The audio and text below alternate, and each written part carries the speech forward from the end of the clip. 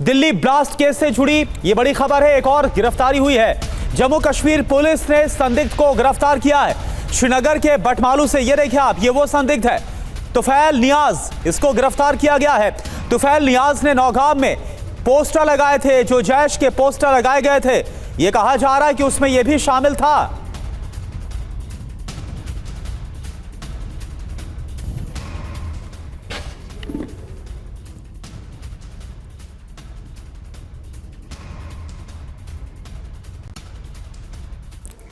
और कर्नाटक केरल से 2 संदिग्धों को सुरक्षा एजेंसियों ने गिरफ्तार कर लिया है। जानकारी के मुताबिक शिपयार्ड में काम करने वाले दोनों लोगों ने पाकिस्तान के नंबर्स पर गोपनीय जानकारी भेजी थी।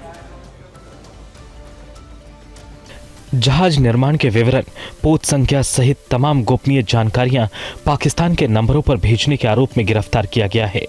ये दोनों यूपी के सुल्तानपुर के रहने वाले हैं। गोसाईगंज थाना क्षेत्र के भटपुरा स्थित अनंतराम पूर्वा गांव के रहने वाले रोहित की गिरफ्तारी के बाद इनके परिवार में कोहराम मचा है। रोहित की पत्नी का कहना है कि उन्हें किसी लड़की ने धोखे में फंसाया। उनका फोन रख लिया गया।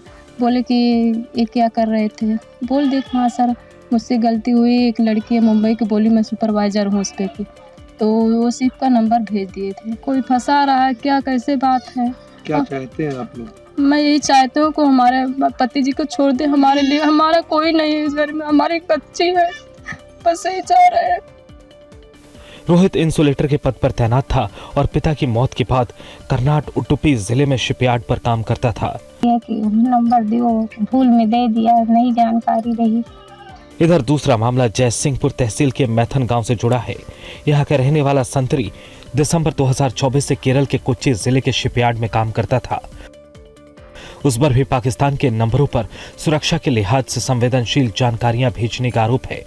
झोंपड़ी नुमा घर में इनकी पत्नी और 3 बच्चे रहते हैं। गिरफ्तारी के बाद पत्नी और बच्चे सदमे में हैं। पत्नी की माने तो संतरी घर चलाने के लिए ऑनलाइन पैसे भेजता था, लेकिन वहां क्या करता था उसे नहीं पता।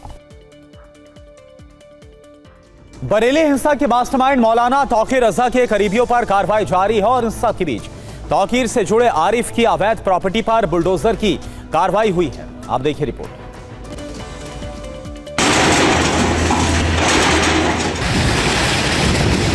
मात्र 5 सेकंड और फिर पूरी इमारत जमींदोज हो गई। बुलडोजर की कार्रवाई का यह वीडियो यूपी के बरेली का है, जहां बरेली हिंसा के मास्टरमाइंड मौलाना तौकीर रजा के करीबी आरिफ की अवैध प्रॉपर्टी को गिरा दिया गया। करीब 2-2.5 साल पहले आरिफ ने अतिक्रमण करके ये दुकान बनाई थी। इसकी जानकारी मोहल्ले वालों को नहीं थी। बीडीए ने इस पर बुलडोजर चला दिया। बताया जा रहा है कि आरिफ ने 5 दुकानों को 30 लाख रुपए में बेच दिया था। और यूपी में एक ट्रक और बोलेरो की भयानक टक्कर हुई। धौलपुर में एक बस हादसे के बाद खाक हो गई। 30 सेकंड में ये पूरी खबर। गाड़ियों की ये जोरदार टक्कर बता रही है कि रफ्तार किस कदर खतरनाक होता है। तभी तो कहते हैं धीरे चलिए, सेफ रहिए। गोरखपुर वाराणसी हाईवे पर फिल्मी वीडियो जैसा ये मंजर दिखा। देख सकते हैं कि ड्राइवर के साथ बोलेरो बेकाबू हो जाता है और आगे चल रही टाटा मैजिक को पीछे से जोरदार टक्कर मारती। टक्कर लगते ही बोलेरो हवा में उछल गई और 4-5 बार पलटी मारने के बाद बेकाबू बोलेरो डिवाइडर से टकराकर सीधी खड़ी हो जाती है। हादसे के बाद टाटा मैजिक पर लदे सामान सड़क पर बिखर गए। गनीमत रही कि हादसे में किसी को गंभीर चोटें नहीं आई। घटना के बाद बोलेरो का ड्राइवर करीब 1.5 किलोमीटर दूर जाकर गाड़ी खड़ी कर फरार हो गया। बस में लगी आग की ये तस्वीरें भयावह है।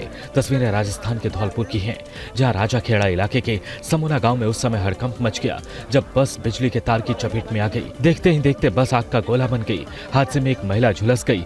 आसपास चल रही 6 बकरियां भी झुलस गईं। गनीमत रही कि बस में मौजूद लोग समय रहते बाहर निकल आए, जिससे बड़ा हादसा टल गया। महाराष्ट्र के डिप्टी सीएम अजित पवार ने अपने विवादित बयान पर सफाई दी है। दरअसल बारामती की एक चुनावी सभा में अजित पवार ने कहा था कि स्थानीय निकाय चुनाव में अगर वोट नहीं दिया तो सरकारी निधि भी नहीं मिलने वाली।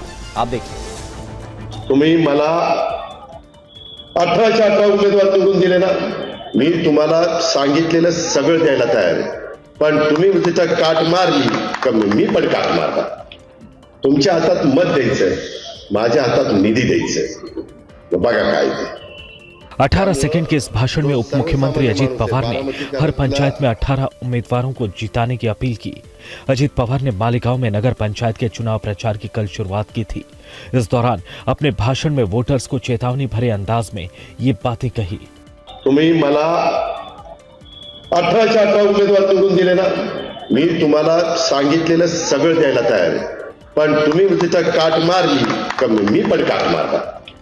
तुमच्या हातात मत द्यायचंय, माझ्या हातात निधी द्यायचंय, बघा काय ते। अजीत पवार के बयान पर उद्धव ठाकरे की शिवसेना और कांग्रेस ने हमला बोला है। कहा है कि चुनाव आयोग को उनके बयान के खिलाफ कार्रवाई करनी चाहिए। ये बीजेपी का दबाव तंत्र है। वोट देना नहीं देना, विकास करे ना करे ये स्वतंत्र बात है, लेकिन अजीत दादा जिस प्रकार धमकी दे रहे हैं कि वो विकास नहीं दिखे, इनके घर का है अजीत दादा के, ये तो जनता का पैसा है। इसलिए इस प्रकार की बातें करना इलेक्शन कमीशन ने इसके तरफ ध्यान देने की जरूरत है। अजीत पवार अपने बयान पर अभी कायम हैं। उन्होंने कहा कि चुनाव के वक्त नेता लोगों से वोट मांगते समय वादे करते हैं। बिहार में भी हमने देखा, मैंने किसी को धमकी नहीं दी, बस कहा कि हमें जिताएंगे तो निधि देंगे, विकास करेंगे। समाजवादी पार्टी ने यूपी में एसआईआर की अवधि 3 महीने बढ़ाने की मांग की है। इस बीच पार्टी के मुखिया अखिलेश यादव ने एसआईआर में गड़बड़ी के आरोप भी लगाए हैं। ये समाजवादी पार्टी की चिट्ठी है। समाजवादी पार्टी ने उत्तर प्रदेश के मुख्य निर्वाचन अधिकारी को पत्र लिखकर उत्तर प्रदेश में मतदाता सूची के लिए जारी विशेष गहन पुनरीक्षण यानी एसआईआर को 3 महीने बढ़ाने की मांग की है। इधर एक शादी समारोह में पहुंचे पार्टी के मुखिया अखिलेश यादव ने कहा कि यूपी में बिना तैयारी एसआईआर हो रहा है। अखिलेश यादव ने बिहार में एसआईआर के बाद चुनाव के नतीजों को लेकर कई वोटरों के नाम कटने की आशंका जाहिर भी की। हमारे बीएलए तो चलो भाग रहे, गली मोहल्ला लोगों को जानते हैं, बीएलओ तो किसी को जानते ही नहीं है, गलियां नहीं जानते हैं। वो एक स्थान पे बैठ जाते हैं, सेटिंग कर लेते हैं, वहीं से फ़ोन करते हैं कि हम आ गए, आ जाओ अपना कार्ड ले लो फॉर्म। बता रहे 99.48% फॉर्म बढ़ चुके हैं, ये आंकड़े बता रहे हैं बीएलओ। अगर इतने फॉर्म बढ़ गए हैं तो इन सबको फॉर्म मिल गया होगा जितने खड़े हैं। खबर है कि यूपी में वोटर्स को 4 दिसंबर तक फॉर्म भरकर बीएलओ को देना है, जिसके बाद आयोग की ओर से नई वोटर लिस्ट 9 दिसंबर को जारी की जाएगी। इधर यूपी में एसआईआर पर कांग्रेस ने भी सवाल उठाए हैं। समाजवादी पार्टी के मुखिया अखिलेश यादव ने तेजस क्रैश को लेकर एक बड़ा बयान दिया। कन्नौज में अखिलेश ने कहा कि दुबई में एयर शो के दौरान छवि खराब हुई है। आप देखिए। वो कहेंगे राष्ट्र विरोधी लोग हैं। अगर हम पूछ लें, देखिए ये इमेज अब कितने दिनों में सुधरेगी, ये सवाल है। ये सही कह रहे हैं, जो चीज़ हुई है दुबई में, अब कितने दिनों में हमारी छवि ठीक होगी। अब छवि ठीक होने में 20-25 साल लग जाएंगे। सनातन इससे बढ़िया जाते ही ना, वहाँ लेके नहीं जाते। सनातन में अखिलेश ने ये बातें शुक्रवार को दुबई एयर शो के दौरान दुर्घटनाग्रस्त तेजस को लेकर कही है।